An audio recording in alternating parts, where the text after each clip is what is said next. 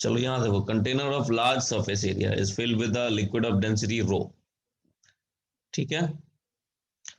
Cubical block of side A and mass capital M is floating in it with 4/5 of its volume submerged। तो पहला जो statement है, ये जो पहला स्टेटमेंट है कि इसके अंदर एक क्यूबिकल ब्लॉक है, यहां से कुछ इक्वेशन अपन बना सकते हैं क्या?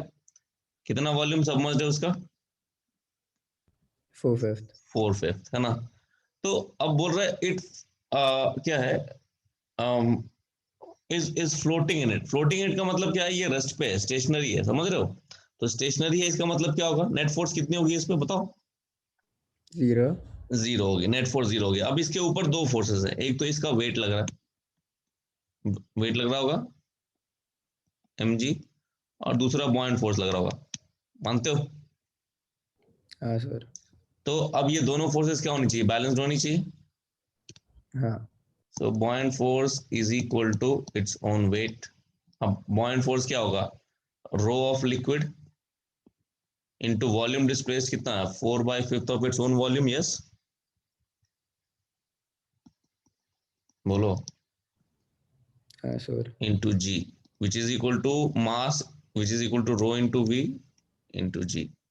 तो वीजी तो कट गया, अपने पास क्या आ रहा है? Rho liquid is coming out to be 5/4 times of its own density. Yes, ये हमको पहले स्टेटमेंट पढ़ के समझ में आ गया, कोई दिक्कत? नहीं सर। नहीं ना। नहीं।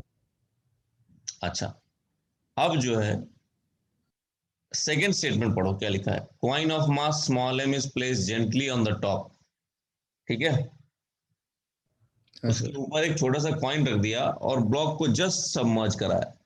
तो जस्ट सबमर्ज कराया मतलब, कहने का मतलब ये है कि इस बार जो है वो ऑलमोस्ट पूरा डूब ही गया, वो नहीं, हम्म, ऐसा कुछ है। तो ये जो कॉइन प्लस ब्लॉक सिस्टम जो है, सिस्टम क्या है? सिस्टम है हमारे पास कॉइन प्लस ब्लॉक। अब कॉइन प्लस ब्लॉक क्यों लिया मैंने? क्योंकि कॉइन और ब्लॉक के बीच में क्या होगा, यहाँ पे देखो राइट साइड में देखो क्या रखा, कॉइन और ब्लॉक के बीच में भी कुछ फोर्स होगी, बट वो फोर्स हम नहीं ले रहे हैं, क्योंकि वो फोर्स क्या हो गई है? इंटरनल फोर्स हो गई। कॉइन ब्लॉक को नीचे पुश कर रहा होगा, ब्लॉक कॉइन के ऊपर पुश कर रहा होगा, मानते हो? हाँ सर। है ना। बट वो जो फोर्सेस हैं, ये जो दोनों फोर्सेस है, ये जो एक्शन रिएक्शन पेयर है, ये क्या है? ये दीज आर इंटरनल फोर्सेस, ठीक है। ओके। अगर मैं कॉइन को अलग कंसिडर करता, ब्लॉक को अलग कंसिडर करता, तो मुझे ये फोर्सेस भी कंसिडर करनी पड़ती, बट अभी मुझे कंसिडर करने की जरूरत नहीं है, because they are internal forces. मैं सिर्फ एक्सटर्नल फोर्सेस देख रहा हूँ अभी, ठीक है। तो हाँ इस पूरे सिस्टम पे एक्सटर्नल फोर्सेस क्या लग रही है? एक तो बॉइंट फोर्स लग रहा होगा बी डैश, जानते हो, हाँ और सर। इसका पूरा वेट कितना? m plus small m g, ठीक है। हाँ सर। अब ये भी सिस्टम इक्विलिब्रियम में है, मानते हो, है ना। हाँ सर। तो इस बार क्या होगा बताओ जरा, इक्वेशन बोलो तो। बी डैश की इक्वेशन बोल लो, rho liquid into V into g, B dash is equal to m plus small m into g. कोई परेशानी? नहीं सर, समझ रहे।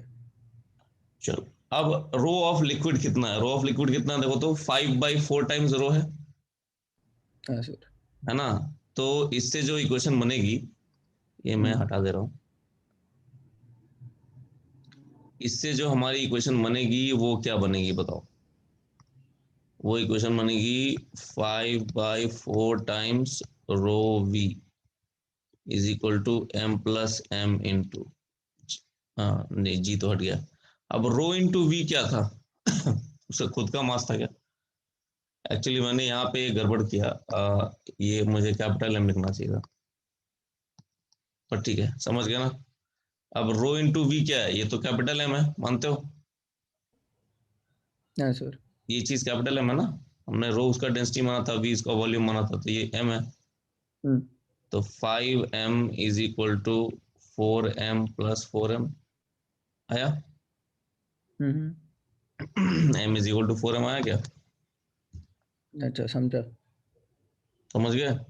हाँ समझ रहे। है ना? हम्म। सिंपल है, लिख लो इसको।